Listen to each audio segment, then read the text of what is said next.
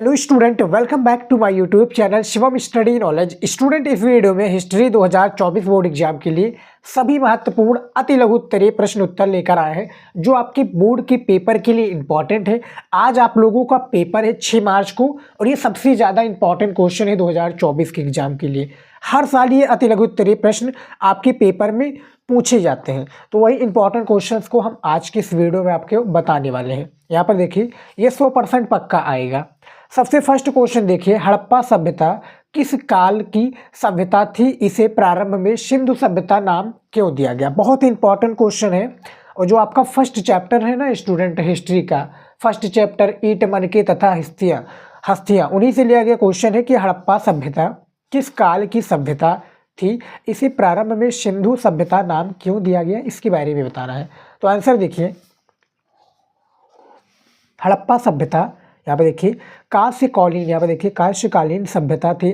प्रारंभ में इसकी अनेक बस्तियाँ केवल क्या है, सिंधु नदी घाटी और उसकी सहायक नदियों के मैदानों में पाई गई थी। अतः विद्वानों ने इसे सिंधु सभ्यता के नाम से जाना है या नाम से दिया है। यानी यहाँ पर क्वेश्चन देखिए, बहुत ही साफ क्वेश्चन का आंसर है।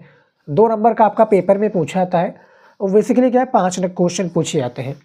5 आपके अति लघु उत्तरीय क्वेश्चन होते हैं, 10 आपके ऑब्जेक्टिव क्वेश्चन होते हैं। तो हमने ज़्यादा से ज़्यादा आपके ऑब्जेक्टिव क्वेश्चंस को तैयार करा दिया है।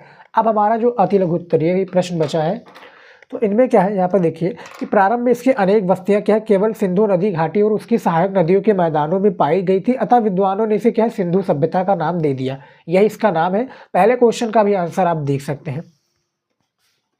दूसरा क्वेश्चन देखिए, भारतीय पुरातत्व सर्वेक्षण के प्रथम डायरेक्टर जनरल कौन थे? इसको भी हमने काफ़ी बार आप लोगों को इस क्वेश्चन का आंसर बताया है। ये इंपॉर्टेंट है, तैयार कर लीजिएगा। और इसमें जितने भी इंपॉर्टेंट क्वेश्चन है, देखिए हमने तो बहुत सारे इंपॉर्टेंट क्वेश्चन बताए, लेकिन सबसे खास में इन सभी क्वेश्चंस को आप जोड़ लीजिए, क्योंकि पेपर में आपका इनमें से, जैसे कि मान लीजिए कि इसमें से क्या है, आपका 10 क्वेश्चन तो आ ही जाएगा। देखिए, भारतीय पुरातत्व सर्वेक्षण के प्रथम जो डायरेक्टर कौन थे? यहाँ पर देखिए, भारतीय पुरातत्व सर्वेक्षण के प्रथम डायरेक्टर जनरल, यहाँ पर देखिए अलेक्जेंडर कनिंघम थे। इन्होंने 1861 ईस्वी में भारतीय पुरातत्व विभाग की स्थापना की थी। कब की थी भारतीय पुरातत्व की विभाग की स्थापना? 1861 में। ऑब्जेक्टिव क्वेश्चन में जब पूछा जाए ना स्टूडेंट, तो इसका आंसर आप लोग बड़े ही प्यार से दीजिएगा। उसके बाद में देखिए अगला क्वेश्चन, यहाँ पर 3 नंबर क्वेश्चन है, मौर्य साम्राज्य के 5 प्रमुख राजनीतिक केंद्रों का नाम बताइए। जो मौर्य साम्राज्य है ना, इसके 5 प्रमुख राजनीतिक केंद्रों का हमें नाम बताना है। यहाँ पर देखिए आंसर, मौर्य साम्राज्य के 5 प्रमुख राजनीतिक केंद्र निम्नलिखित हैं। यानी कुछ इस प्रकार से हैं, निम्नलिखित हैं। आंसर देखिए कौन कौन है। देखिए, सबसे पहला है पाटलिपुत्र, दूसरा है तक्षशिला, तीसरा है उज्जैनी, चौथा आपका है यहाँ पर देखिए तौसाली, 5वां है स्वर्णगिरी। ये मौर्य साम्राज्य के 5 प्रमुख राजनीतिक केंद्रों का नाम है, जो कि पेपर में जब पूछा जाए ना स्टूडेंट, तो इसका आप लोग इस तरह से लिख दीजिएगा। इतिहास का कॉपी वीडियो अभी नहीं देखें तो जाकर देख लीजिए, हमने बनाया है वीडियो आपको, और उसमें क्या आपको सारी चीज़ें पता चल जाएंगी, कैसे कॉपी लिखा जाता है। पूरी जानकारी हमने दी हुई। स्टूडेंट, मैप कैसे भरना है आपको, कॉपी कैसे लिखे जाते हैं, अलग अलग सब्जेक्ट का अलग अलग तरीका होता है अपना लिखने का। सेम उसी प्रकार से आपका इतिहास का भी है, तो जाकर उसको भी देख लीजिएगा। 4 नंबर क्वेश्चन है, यहाँ पर देखिए प्रशास्तियों, यहाँ पर देखिए प्रशास्तियों में गुप्त शासकों की यहाँ पर देखिए तथ्यात्मक जानकारी किस प्रकार मिलती है, इसके बारे में बताइए। तथ्यात्मक जानकारी जो है ये किस प्रकार मिलती है, इसके बारे में हमें बताना है। देखिए, प्रशास्तियों में गुप्त शासकों की तथ्यात्मक जानकारी निम्नलिखित प्रकार से मिलती है। 2 नंबर का क्वेश्चन है। तो देखिए, सबसे पहला है यहाँ पे देखिए क्या है, प्रशास्तियों में शासकों की वंशावली व उससे संबंधित तिथियां क्या है, उत्कीर्ण रहती है। उससे संबंधित जो है तिथियों क्या है, उत्कीर्ण रहती हैं। दूसरा है, शासकों के विषयों एवं प्रशासनिक व्यवस्था का भी क्या है, उल्लेख रहता है। शासकों की विषयों, यहाँ पर देखिए ऐसा हो जाएगा, विषयों एवं प्रशासनिक व्यवस्था का भी उल्लेख रहता है। ये इसके क्या है, प्रकार हैं, जो कि 2 प्रकार है। हमने दोनों प्रकारों को बता दिया है। 5 नंबर क्वेश्चन देखिए, धर्मशास्त्रों के अनुसार क्षत्रिय के किन्हें, जो क्षत्रियों के किन्हें 2 आदर्श कार्यों का उल्लेख कीजिए। हमें क्या है, 2 आदर्श कार्यों का उल्लेख करना है यहाँ पर। आंसर देखिए, धर्मशास्त्रों के अनुसार तो क्षत्रिय के 2 आदर्श कार्य निम्नलिखित हैं, यानी इस प्रकार से हैं। देखिए, सबसे पहला युद्ध करना, लोगों को सुरक्षा देना और न्याय करना, ये क्षत्रिय का एक प्रकार से ये आदर्श है। दूसरा है यज्ञ करवाना, फिर दान देना, ये इनका एक प्रकार से मुख्य कार्य है या मुख्य कार्यों में उल्लेख होता है। ये 2 मुख्य कार्य होते हैं जो क्षत्रिय होते हैं स्टूडेंट, तो इसको भी हमने बता दिया है। अगला क्वेश्चन देखिए 6 नंबर यहाँ पर, यहाँ पे देखिए, पितवंशिकता तथा मातवंशिकता के बीच कोई 2 अंतर बताइए। हमें क्या है यहाँ पर कोई 2 अंतर बताना है, और काफ़ी स्टूडेंट का इस क्वेश्चन के लिए डाउट था और पेपर में पूछे भी जा सकते हैं इतिहास में, तो तैयार जरूर कर लीजिएगा। और हमने टॉपिक वाला वीडियो आप लोगों के लिए बताया है, और काफ़ी चिल्ला कर मैं टॉपिक वाला वीडियो बता रहा हूँ, आप लोग उसको तैयार कर लेंगे तो आपका बेड़ा पार है। 81 इंपॉर्टेंट टॉपिक है, 81 मोस्ट इंपॉर्टेंट क्वेश्चन है, उसको तैयार कर लीजिएगा, आपका बेड़ा पार है, काफ़ी अच्छा स्कोर करके आएंगे। देखिए, सबसे पहले हमें क्या है 2 अंतर बताना है। तो सबसे पहले हम यहाँ पर देखिए पित वंशिकता पर हम बात करेंगे। सबसे पहला है ये वंश परंपरा पिता से पुत्र, फिर पौत्र, पपौत्र आदि से चलती रहती है।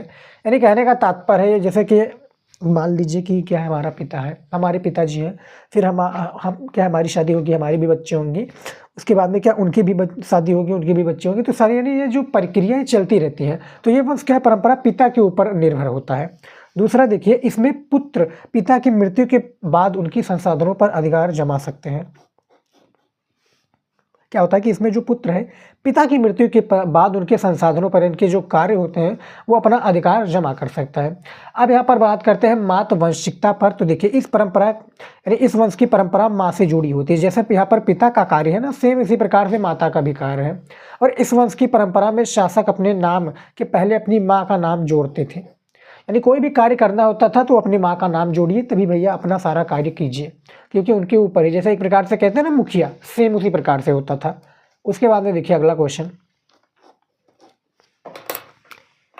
देखिए 7 नंबर क्वेश्चन है अष्टांगिक। यहाँ पर देखिए, अष्टांगिक मार्ग से आप क्या समझते हैं, इसके बारे में बताइए। देखिए, महात्मा बुद्ध के अनुसार अष्टांगिक मार्ग के द्वारा विनिर्माण को प्राप्त किया जा सकता है। क्या है, विनिर्माण को प्राप्त किया जा सकता है। ये अष्टांगिक मार्ग निम्न है, यानी कुछ इस प्रकार से हैं। देखिए, सबसे पहला यहाँ पर देखिए, समयक दृष्टि, समयक दृष्टि स्टूडेंट। उसके बाद में देखिए समयक वचन, समयक कर्म, समयक संकल्प, समयक स्मृति, समयक जीविका, समयक व्यायाम, समयक समाधि, ये इसके अष्टांगिक मार्ग जे थे, जो कि 2 नंबर का क्वेश्चन है। और हालांकि आपको थोड़ा इसका आंसर बड़ा लग रहा है, लेकिन इतना है नहीं, इतने में इसका आपको आंसर देना है। 8वां नंबर क्वेश्चन देखिए, यहाँ पर अमरावती स्तूप की 2 विशेषताओं का हमें वर्णन करना है, 2 विशेषताएं बतानी है। तो इसका आंसर देखिए क्या है, यहाँ पर देखिए, अमरावती स्तूप की 2 विशेषताएं निम्नलिखित हैं, यानी कुछ इस प्रकार से हैं। सबसे पहला, ये स्तूपों में सबसे उत्कृष्ट और विशाल स्तूप हैं। ये क्या है, स्तूपों में सबसे उत्कृष्ट और विशाल स्तूप है। दूसरा है ऊंची नीचे क्या है, तो यहाँ पर देखिए तोरण, द्वार तथा सुंदर मूर्तियाँ इनकी प्रमुख विशेषताएं हैं। किसकी विशेषताएं हैं, अमरावती स्तूप की। तो यहाँ पर देख सकते हैं स्तूप का निर्माण कैसे होता है, स्तूप कैसे बनाए जाते हैं, ये आपके दीर्घ उत्तरीय क्वेश्चन में पूछा जाएगा। हमने आप लोगों का यानी हिस्ट्री सारी चीज़ों को पढ़ा दिया है, महातांडव क्लास भी, महामैराथन क्लास भी, यानी जितने भी चीज़ें चाहिए हिस्ट्री की तैयारी के लिए हमने सारी चीज़ों को उपलब्ध करा दिया है, चैनल पर मिल जाएगा। और आप लोग प्लेलिस्ट जो जरूर चेकआउट कीजिएगा, जो हमारा प्लेलिस्ट सेक्शन है उसमें हमने सारी चीज़ों को बता रखा है।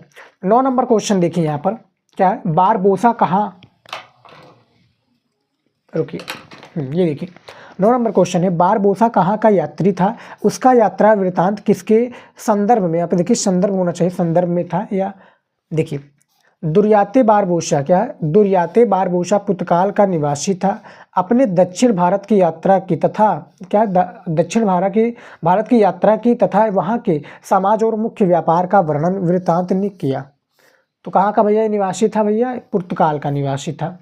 उसके बाद में देखिए अगला क्वेश्चन आ गया है, यहाँ पे देखिए अल-बरूनी होना चाहिए, ब्रूनी की भारत यात्रा का क्या उद्देश्य है। तो देखिए अल-बरूनी का भारत यात्रा का मुख्य उद्देश्य लोगों से धार्मिक चर्चा करना तथा भारत की सामाजिक स्थिति को जानना था। भारत की जो सामाजिक स्थिति है इसको ये जानना था, जिससे वो विभिन्न प्रकार के लोगों के साथ क्या है जुड़ सके। विभिन्न प्रकार के जो लोगों के साथ कौन है, अलबरूनी भैया जुड़ सके, यही इसका राइट आंसर है, देख सकते हैं। तो स्टूडेंट इसमें क्या है, हमने सिर्फ 10 ही आप लोगों को महत्वपूर्ण अति लघु उत्तरीय प्रश्न बताए हैं। हालांकि मैंने बहुत सारे वीडियो बना दिए हैं, अभी जो हमने एक क्या है रात्रि में वीडियो अपलोड किया था, उसमें क्या है हमने 20 अति लघु उत्तरीय प्रश्न बताए हैं और बहुत सारे अति लघु उत्तरीय प्रश्न बताए हैं। मॉडल पेपर में भी हमने सारे क्वेश्चन का आंसर दिया है और सबसे ज़्यादा इंपॉर्टेंट है। तो आप लोग ज़्यादा से ज़्यादा जो मॉडल पेपर वीडियो देख लेंगे, ज़्यादा से ज़्यादा इंपॉर्टेंट क्वेश्चन और क्या है आप हमारा इंपॉर्टेंट टॉपिक तैयार कर लेंगे तो 95% आपको लाने से कोई भी नहीं रोक सकता। जिनको पास होना है सिर्फ वो हमारा टॉपिक वाला वीडियो देख लें, पास हो जाएंगे, वो भी काफ़ी अच्छे मार्क्स से। तो फिलहाल स्टूडेंट इस वीडियो में इतना ही, मिलता है नेक्स्ट वीडियो में नए टॉपिक के साथ। जय